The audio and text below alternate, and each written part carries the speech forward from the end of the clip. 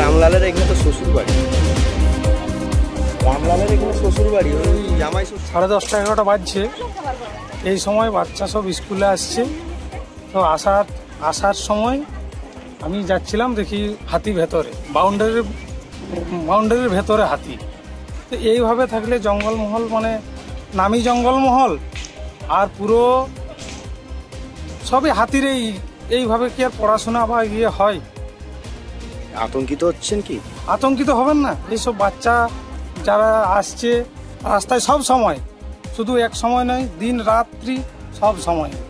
তাহলে এই মুহূর্তে কি পঠন পাঠন কি বন্ধ রয়েছে? পঠন পাঠনই তো বন্ধ আছে, সব বাচ্চা বাইরের দিকে ঘোরাঘুরি করছে, ছোটাছুটি করছে, হাতি দেখে আতঙ্কিত হচ্ছে।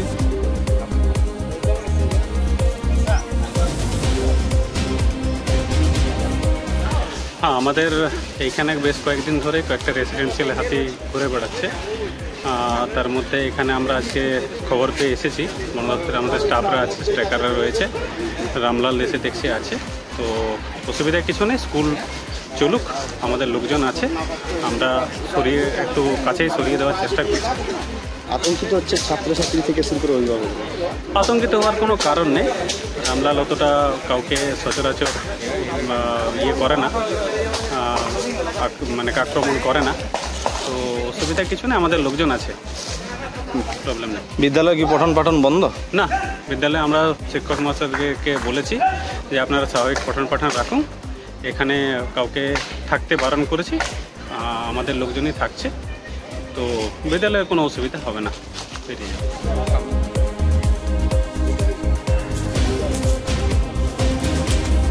আরে রামলালের এখানে তো শ্বশুর বাড়ি, রামলালের এখানে শ্বশুর বাড়ি, ওই জামাই ষষ্ঠীতে এসছি, এখনো যায়নি।